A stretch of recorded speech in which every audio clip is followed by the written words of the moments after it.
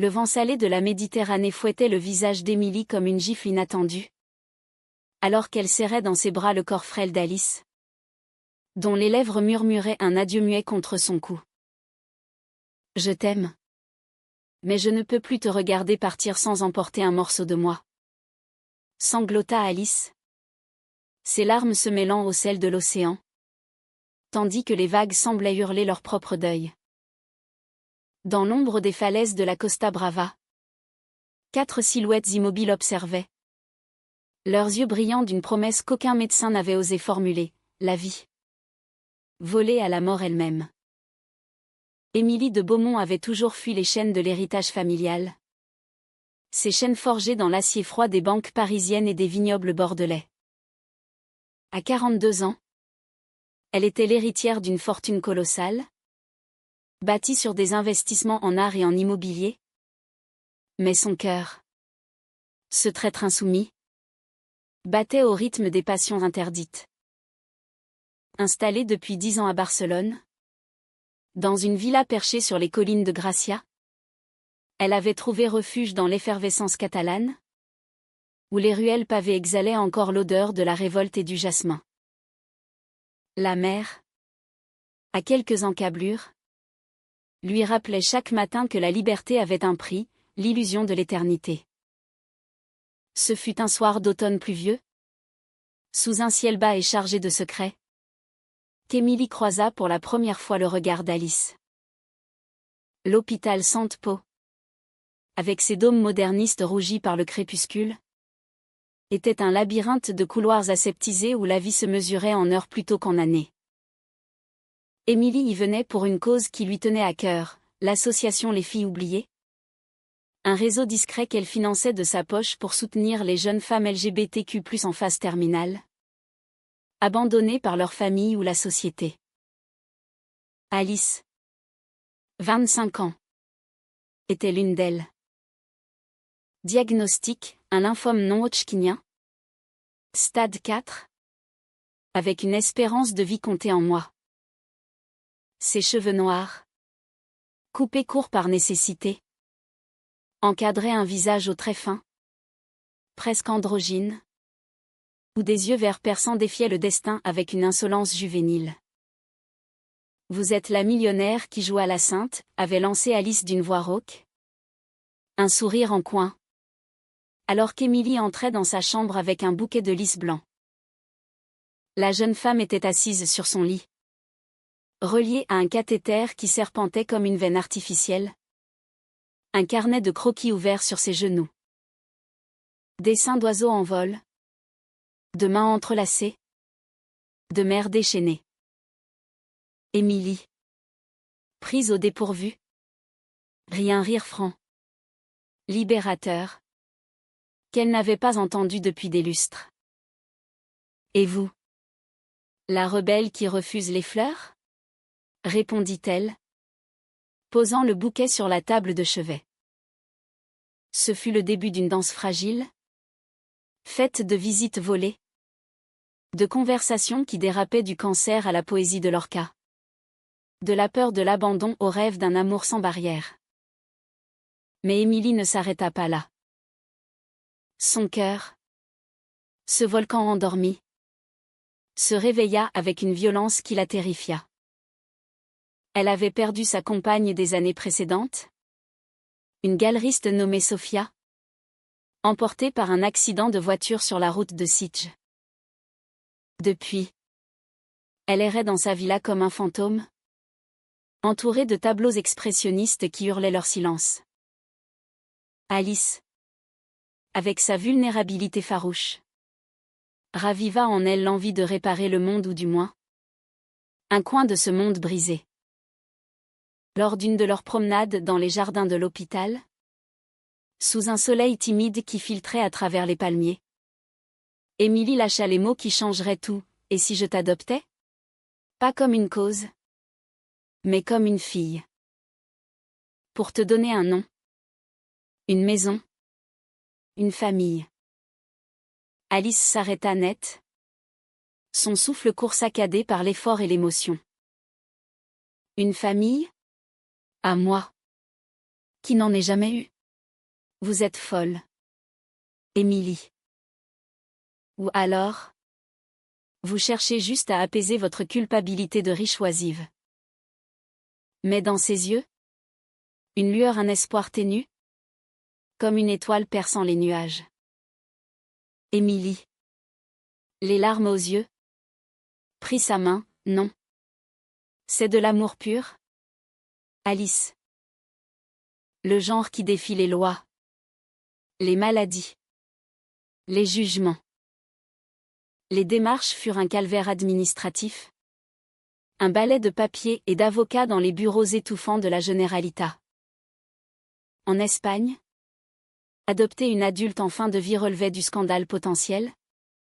Surtout pour une lesbienne notoire comme Émilie, dont les soirées mondaines à l'aile Raval faisaient jaser la presse people. Mais l'argent, ce vieux complice, ouvrit les portes. Et ce fut ainsi qu'Alice devint la première, Alice de Beaumont. 25 ans. Orpheline de naissance. Adoptée par une femme qui l'aimait d'un amour aussi filial que romantique, une frontière poreuse. Dans leur bulle secrète. Pourtant, Émilie ne s'arrêta pas à Alice. Son acte d'adoption résonna comme un appel. Un défi lancé à la fatalité. À travers l'association, elle apprit l'existence de 3 autres âmes errantes. 3 jeunes femmes que la maladie rongeait avec une cruauté impitoyable. Il y avait Lucia, 16 ans. Une gitane andalouse aux boucles rousses et aux yeux verts hérités de sa grand-mère flamenco. Atteinte d'une mucoviscidose qui transformait chaque respiration en combat. Abandonnée par sa famille nomade après un scandale, elle aimait les filles. Murmurait-on dans les campements de Séville. Lucia errait d'hôpital en foyer. Son violon comme unique compagnon. Puis Sophia, non. Pas la Sophia d'Émilie. Mais une autre.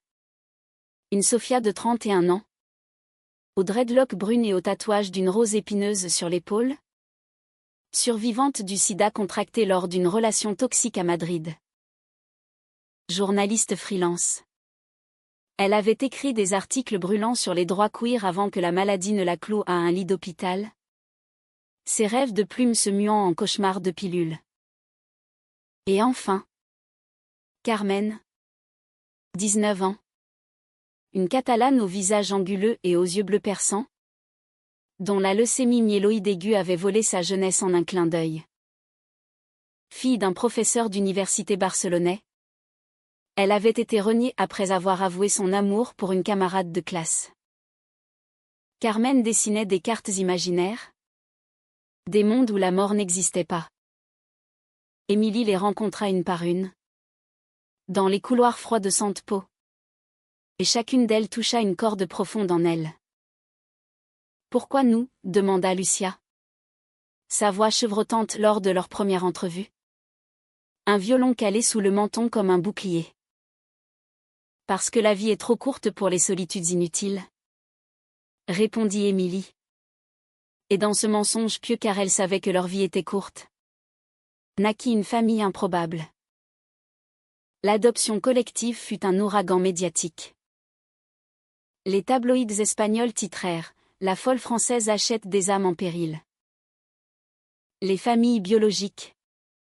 Ces ombres du passé surgirent comme des spectres. Le frère de Carmen menaça un procès pour « aliénation parentale », tandis que les oncles de Lucia envoyèrent des lettres anonymes imprégnées d'une haine gitane traditionnelle. Émilie. Soutenue par Alice qui devenait sa confidente et sa muse, tint bon. La villa de Gracia s'ouvrit comme une fleur carnivore, avalant ses 4 âmes pour les protéger du monde extérieur. Les premiers mois furent un chaos doux amer. Alice, la plus stable physiquement, prit sous son aile les autres, organisant des ateliers de dessin dans le jardin suspendu, où les orangers exhalaient leur parfum acidulé. Émilie, entre 2 réunions d'affaires, cuisinait des paellas végétariennes, un clin d'œil à leurs origines mêlées, et lisait des extraits de Colette à voix haute. sa voix grave enveloppant la pièce comme un sortilège. L'amour entre Émilie et Alice fleurit en secret. Dans les nuits volées où elles se glissaient dans la chambre principale. Leur corps se cherchant avec une urgence fiévreuse. « Tu es ma lumière dans ce tunnel ?» murmurait Alice. Ses doigts traçant les courbes de la femme plus âgée. Tandis que la lune barcelonaise jetait des reflets argentés sur leur peau nue. Mais les ombres planaient. Les traitements continuaient, chimiothérapie pour Carmen, qui vomissait ses tripes dans la salle de bain en marbre, oxygène pour Lucia, dont les crises d'essoufflement transformaient les dîners en veillées funèbres, antirétroviraux pour Sofia, qui luttait contre les infections opportunistes avec une rage silencieuse. Et Alice. Oh Alice, dont les ganglions renflés revenaient comme des traîtres, annonçant une rémission fragile. C'est dans ce cocon précaire qu'elles commencèrent à tisser leur toile. Une idée germa lors d'une soirée pluvieuse, alors que le tonnerre grondait au-dessus de la Sagrada Familia. Assises autour de la table en chêne, éclairées par des bougies parfumées au citron vert, elles parlèrent de legs. Nous allons mourir. Mais pas sans laisser une marque, déclara Sofia. Sa voix ferme malgré la fatigue. Un spectacle. Un opéra queer, inspiré de nos vies. Pour que le monde entende nos voix avant qu'elles ne s'éteignent. Émilie, les yeux brillants, approuva. Alice croqua l'idée comme une olive mûre. Lucia composerait la musique. Ses doigts agiles sur le violon fusionnant flamenco et jazz manouche. Carmen dessinerait les décors. Des mondes fantastiques où les amantes s'enlaçaient sans jugement. Sofia écrirait le livret. Un récit entrelacé de trahison familiale et d'amour volé. Et Alice? Elle serait la narratrice. La voix qui lirait leurs âmes sur scène. Le projet devint leur oxygène. Elles répétèrent dans le salon. Transformé en scène improvisée. Avec des rideaux de velours volés à un théâtre abandonné du Born. Émilie finança tout, costumes cousus main par des artisans de Valence. Lumière LED pour simuler les aurores boréales. Mais le doute rongeait. Et si personne ne vient, murmura Carmen un soir. Son crayon tremblant sur le papier. Alice, serrant sa main, répondit, alors nous serons notre propre public. L'important, c'est de chanter. Au fil des semaines, l'amour d'Émilie pour Alice s'approfondit, se muant en un feu sacré. Elle se promenait le long de la Rambla, main dans la main, défiant les regards obliques. Une nuit, sous les étoiles de Montjuic, Émilie s'agenouilla non pour une demande en mariage, mais pour un vœu, je te promets de te porter jusqu'au bout. Et au-delà. Alice, en larmes, l'embrassa avec une passion qui effaça les frontières d'âge et de maladie. Leur union, scellée dans l'ombre des chênes centenaires, était un acte de rébellion pure, un hymne à l'amour lesbien dans un monde qui encore, en 2025, chuchotait des préjugés. Pourtant, la première fissure apparut subtilement.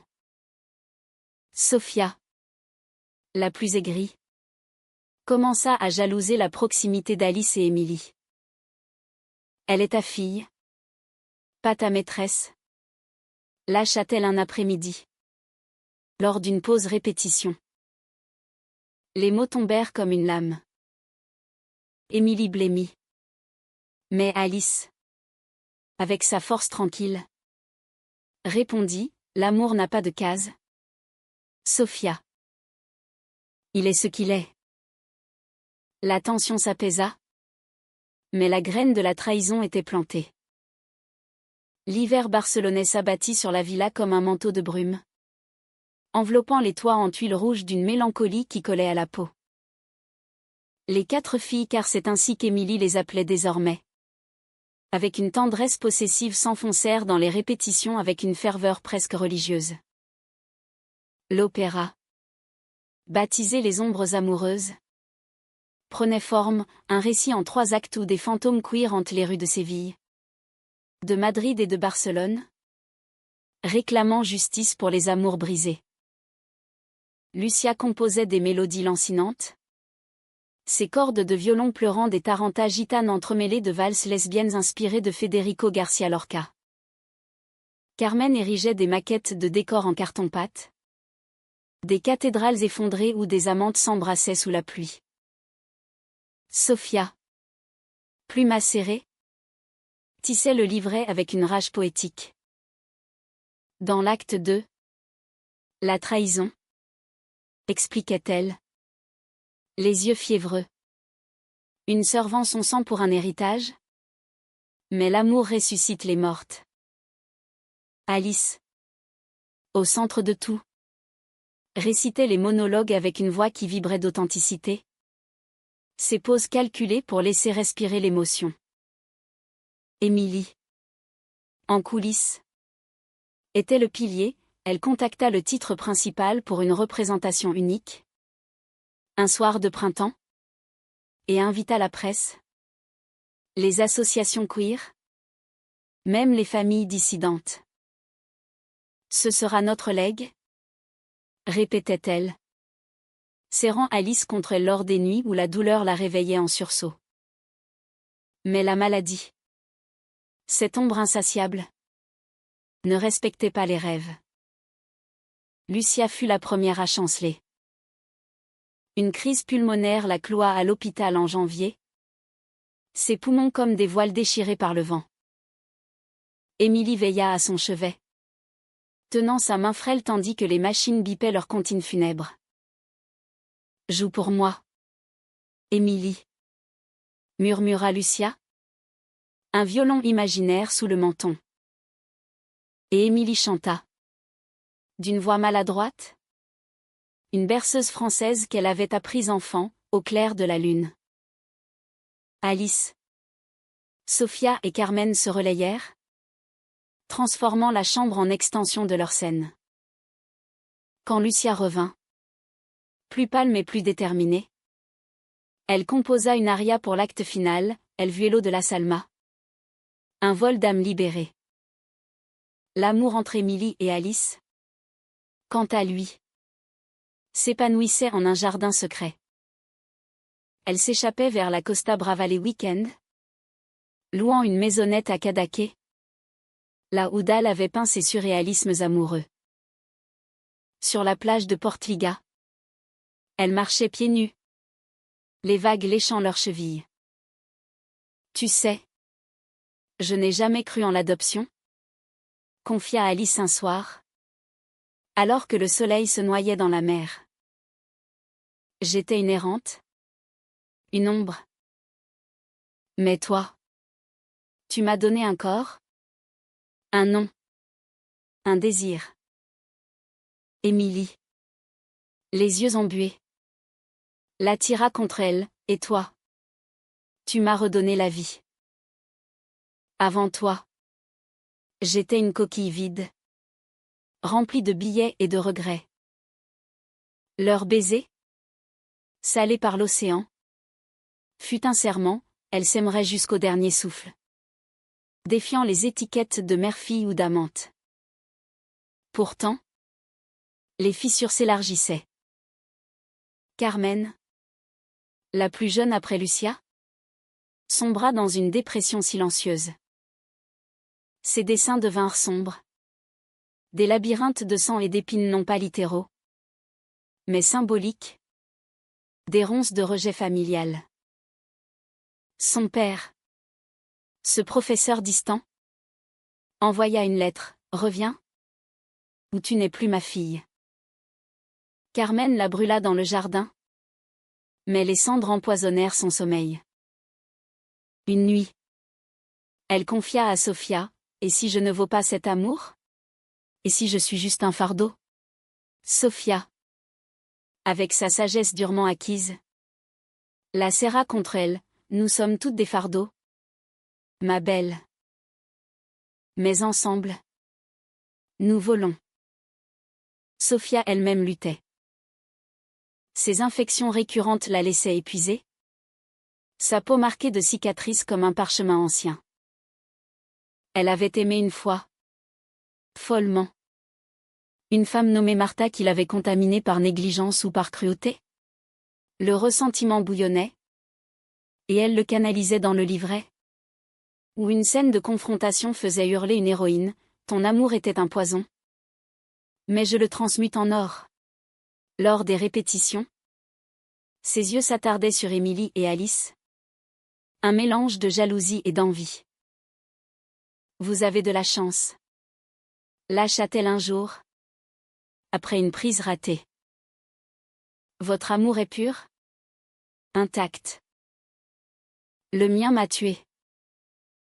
Alice, sentant le malaise, l'invita à une confidence, une soirée à deux. Sur le toit de la villa. Avec du vin de priorat et des étoiles pour témoins. Sophia pleura. Raconta son passé. Et pour la première fois, elle embrassa Alice non pas comme une rivale, mais comme une sœur. La paix revint. Fragile. Émilie, de son côté, affrontait ses propres démons. Un appel de Paris, sa sœur aînée, Claire, l'avertissait d'un scandale imminent. Ton cirque adoptif fait jaser. Les actionnaires s'inquiètent de ton image. Vends la villa. Reviens à la raison. Émilie raccrocha. Furieuse. Et courut vers la mer. Là. Sur les rochers battus par les vagues de Badalona. Elle hurla son défi au vent. Je suis lesbienne. Riche. Et libre. Et j'aime ces femmes plus que votre or. Alice la trouva ainsi. Échevelée. Et l'embrassa jusqu'à l'apaisement. Leur nuit fut une tempête de corps et de murmures. Un rempart contre le monde. Le printemps arriva comme un miracle païen. Les amandiers en fleurs saupoudrant les collines de pétales roses. Les répétitions s'intensifièrent. Et l'opéra prit vie. Lucia, malgré sa faiblesse, dansait sur scène. Son violon comme une extension de son âme. Carmen peignit d'étoiles vivantes. Des fresques où des silhouettes féminines s'entremêlaient en un ballet érotique et chaste.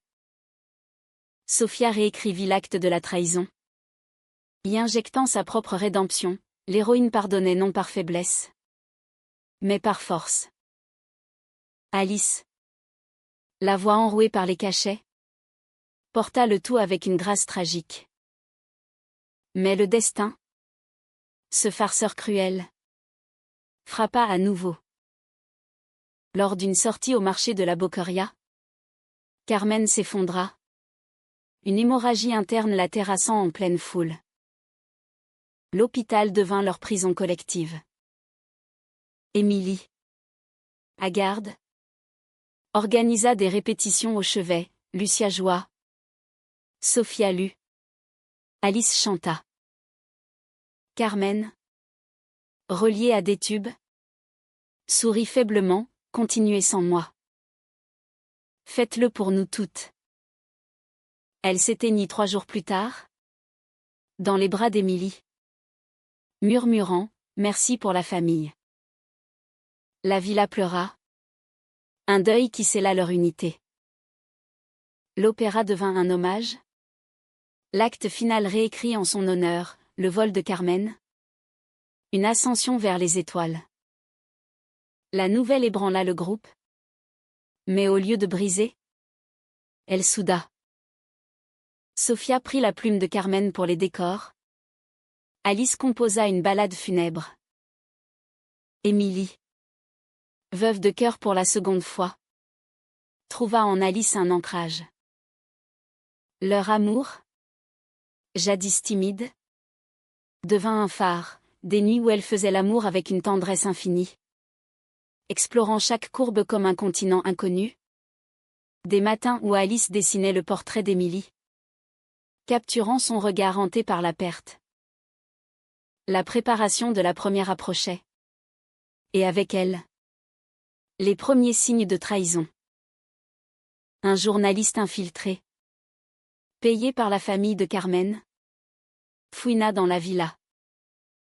Des photos volées, Emily et Alice enlacées. Lucia en crise. Sofia sous perfusion. Les tabloïds explosèrent, orgie de mort et d'argent. Les menaces affluèrent, annulation de sponsors. Pétition pour interdire le spectacle. Emily, acculée, envisagea d'abandonner. Peut-être ont-ils raison. Nous sommes des monstres aux yeux du monde. Alice, furieuse, la gifla doucement. Non. C'est notre voix. Nous la ferons entendre, ou nous mourrons en essayant.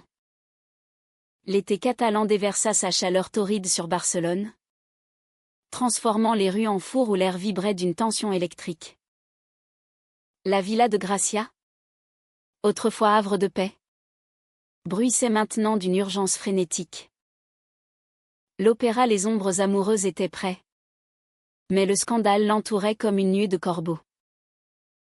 Les familles des filles, ces fantômes rancuniers, s'étaient liguées, embauchant des avocats pour contester les adoptions, arguant d'une manipulation émotionnelle. Le frère de Carmen, un homme au visage taillé dans le granit, apparut même à la grille, hurlant des injures en catalan. Tu as volé ma sœur pour ton cirque pervers. Emily, pâle comme un spectre, le chassa d'un regard d'acier, mais les mots s'enfoncèrent en elle comme des épines. Alice, sentant la tempête, devint le roc. Elle organisa une réunion d'urgence dans le jardin, sous l'ombre protectrice des figuiers. Lucia, Sofia et elle, les survivantes, formèrent un cercle autour d'Emily. Nous ne reculerons pas, déclara Alice, sa voix ferme malgré la toux qui la secouait parfois. Carmen nous regarde. Elle veut que nous dansions sur leur tombe de préjugés. Sofia, les dreadlocks noués d'un ruban noir en deuil, ajouta, j'ai contacté des alliés queer à Madrid et Paris. Ils viendront. Et les médias underground aussi. Lucia, son violon en bandoulière, joua une mélodie improvisée. Un flamenco rageur qui fit trembler les feuilles. Les jours suivants furent un tourbillon. Emily, mobilisant sa fortune, acheta des espaces publicitaires dans El Pais et l'Avanguardia, transformant l'opéra en manifeste, pour les amours invisibles. Pour les vies trop courtes. Elle engagea un metteur en scène lesbien, un exilé argentin nommé Ravière, qui insuffla une énergie viscérale aux répétitions. La scène du titre principal, avec ses balcons dorés et son odeur de vieux bois, devint leur cathédrale. Alice y répéta son monologue final. Une déclaration d'amour à une femme plus âgée, un miroir de leur réalité, ton âge est ma jeunesse éternelle, ta force. Mon bouclier contre l'oubli. Mais la trahison couvait en silence. Sofia, rongée par ses propres démons, commença à douter. Ses nuits étaient hantées par des flashbacks de Martha, cette amante qui l'avait trahie en la contaminant sciemment, puis en la quittant pour un homme normal. La proximité d'Emily et Alice, leur bonheur palpable, ravivait la plaie. Un soir, après une répétition épuisante, Sofia surprit une scène intime, Emily et Alice, dans les coulisses, s'embrassant avec une passion qui illuminait l'obscurité. Quelque chose se brisa en elle. Au lieu de joie, une jalousie acide. Pourquoi elle et pas moi, murmura-t-elle dans le vide. Le lendemain, L'irréparable se produisit. Sophia, dans un moment de faiblesse ou de vengeance froide, contacta un journaliste anonyme. Elle livra des détails, les nuits d'amour, les faiblesses médicales, les doutes d'Émilie sur les adoptions. C'est pour les protéger, se justifia-t-elle plus tard. Mais au fond, c'était un cri de douleur, je veux qu'elle saigne comme moi. L'article parut dans un tabloïd de droite. El Mundo Oscuro, la millionnaire et ses filles de plaisir, un scandale de chair et de mort. Photos truquées. Accusation de trafic d'émotions. Insinuation de relations incestueuses malgré les adoptions légales. Le choc frappa la villa comme un raz de marée. Émilie, découvrant le papier au petit déjeuner, se décomposa. Sophia, murmura-t-elle, les yeux rivés sur la traîtresse qui baissait la tête. Lucia, outrée, brisa son archet sur la table. Comment as-tu pu? Nous sommes ta famille. Alice, le cœur brisé, se contenta de fixer Sophia. La trahison n'efface pas l'amour. Mais elle le blesse à mort. Sophia s'effondra en sanglots. Je suis désolée. J'étais jalouse de votre lumière. J'ai voulu l'éteindre pour voir la mienne briller. Le pardon fut un combat. Émilie, forgée par ses propres pertes, imposa une trêve. Sophia resterait. Mais le rôle de narratrice secondaire lui serait ôté, donné à une actrice extérieure. La répétition reprit. Mais l'air était empoisonné. La jalousie de Sophia avait ouvert une brèche. Lucia, la plus sensible, fit une rechute. Hospitalisée pour une pneumonie. Émilie veilla, chantant des berceuses, tandis qu'Alice, affaiblie par une nouvelle chimio, écrivait des lettres d'amour cachées sous l'oreiller d'Émilie, même dans la trahison. Tu es mon phare. La première approchait. Et Barcelone bruissait de rumeurs. Des manifestations queer se formèrent devant le théâtre, brandissant des pancartes « Amour sans frontières », mais aussi des contre-manifs, orchestrés par des groupes conservateurs, scandant « Protégez nos enfants ». Émilie, au bord de l'effondrement, trouva refuge dans les bras d'Alice. Leur amour, mis à l'épreuve, se révéla indestructible. Une nuit, dans la chambre aux murs tapissés de dessins de Carmen, elles se donnèrent l'une à l'autre avec une urgence sacrée. Si c'est la fin, que ce soit en beauté, murmura Alice, ses lèvres effleurant la peau d'Émilie. Leur corps, marqués par la maladie et le temps, dansèrent un tango intime, un hymne à la chair lesbienne, où chaque caresse était une déclaration de guerre au destin. Le jour J arriva sous un ciel orageux, la pluie martelant les toits comme un tambour funèbre. Le titre principal était plein à craquer, militant, curieux, famille repentie. Sophia, reléguée aux lumières, observait depuis les coulisses, son cœur un nœud de remords. Lucia, sortie de l'hôpital contre avis médical, accorda son violon d'une main tremblante. Alice, pâle mais radieuse dans une robe noire fluide, monta sur scène. Émilie, en loge, murmura une prière laïque, pour nous toutes. Le rideau s'ouvrit sur l'acti, les ombres d'amants errant dans les ruelles de Séville. Musique de Lucia emplissant l'air d'un flamenco spectral. Le public retint son souffle. Puis l'acte 2.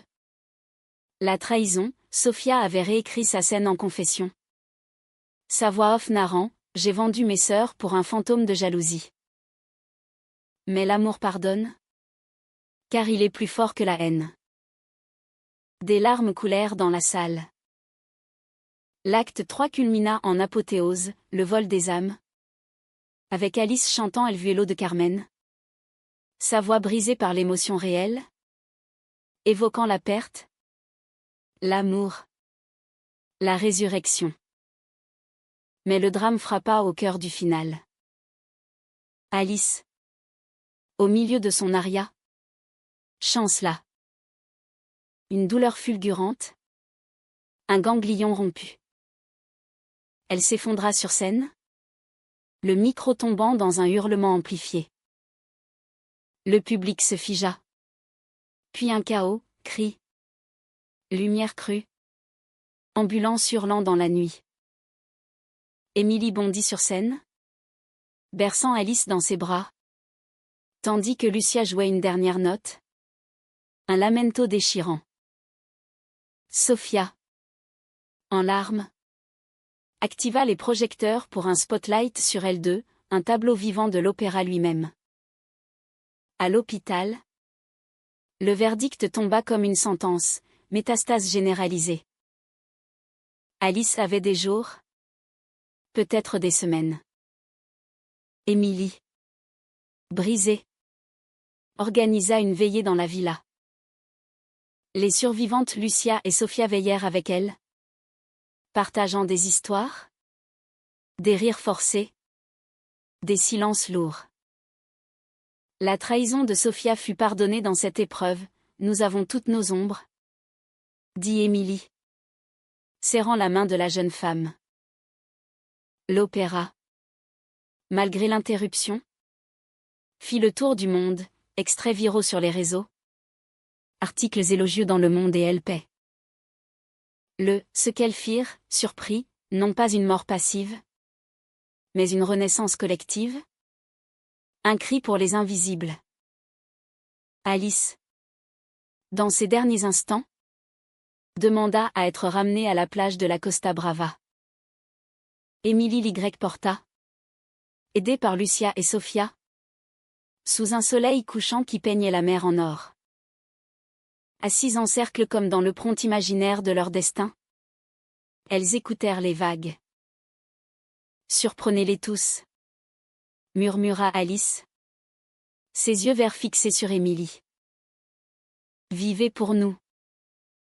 Aimez sans peur. Son dernier baiser fut un feu d'artifice. Un adieu romantique. Lesbien. Éternel. L'automne revint. Implacable. Drapant la Costa Brava d'un voile ocre et mélancolique. La villa de Gracia.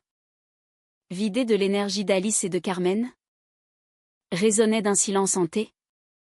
Seulement brisé par les accords sporadiques du violon de Lucia. Émilie. 42 ans et pourtant vieillie d'une décennie. Errait comme une âme en peine. Ses tailleurs chics remplacés par des robes flottantes. Ses cheveux châtains striés de gris prématuré. L'opéra Les Ombres Amoureuses avait propulsé leur histoire au rang de légende, tournées internationales. Documentaires sur Netflix. Fondation en leur nom pour les malades queer. Mais le succès était un baume amer sur une plaie béante. Sophia. Transformée par la culpabilité et la perte, devint l'héritière spirituelle d'Alice. À 28 ans maintenant la maladie ralentissait le temps. Elle reprit la plume. Écrivant une suite, Les Lumières éveillées. Un opéra où les mortes reviennent comme muses. Elle et Émilie. Dans une amitié forgée au feu de la trahison. Partageaient des soirées à relire les lettres d'Alice. Ces missives ancrées de promesses, mon amour. Si je pars. Danse pour deux. Sophia. Ses dreadlocks désormais parsemés de mèches blanches. Confia un soir, j'ai trahi par peur d'aimer à nouveau. Mais vous m'avez appris que l'amour guérit les traîtres. Lucia. La Benjamine à 17 ans. Fleurissait malgré la mucoviscidose. Son violon était devenu une arme, elle composait pour des festivals queer à Berlin et New York. Voyageant avec une bonbonne d'oxygène comme accessoire de scène. Carmen et Alice me portent, disait-elle. Ses boucles rousses cascadant comme un feu andalou. Émilie l'adopta pleinement. Non plus comme une cause, mais comme une fille de cœur. Et Lucia répondit par une musique qui fusionnait flamenco et berceuse française, un pont entre leurs mondes. Le deuil d'Émilie fut un lent dépouillement. Elle vendit une partie de sa fortune pour financer des hospices LGBTQ+ en Espagne et en France, transformant sa douleur en legs concret. Les nuits étaient les pires, elle revivait le baiser final d'Alice sur la plage, le sel de la mer mêlé à leurs larmes, la façon dont leur corps s'était enlacé une dernière fois. Un adieu charnel et spirituel. Tu étais ma fille, mon amante, mon tout, murmurait-elle à l'océan lors de ses pèlerinages solitaires à Cadaqués. Là, sous les falaises où Dal avait vu des amours liquides, elle sculptait des autels de galets, un pour Carmen, gravés de cartes imaginaires, un pour Alice, orné d'un lys fané. La surprise, ce qu'elles firent, se révéla dans l'après. L'opéra n'avait pas seulement ému, il avait changé des vies. Des familles se réconcilièrent, le père de Carmen assista à une reprise à Madrid, pleurant en coulisses, offrant enfin son pardon posthume. Les oncles de Lucia envoyèrent une guitare flamenco, symbole d'acceptation timide. Et Sofia? Elle rencontra l'amour, une violoncelliste nommée Elena, aux courbes généreuses et aux rires contagieux.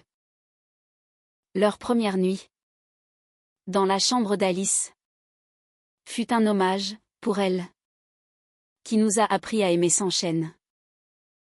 Émilie, guérie par le temps et l'action, fonda une troupe itinérante, les Filles de Beaumont, un collectif de performeuses queer en phase terminale ou survivantes.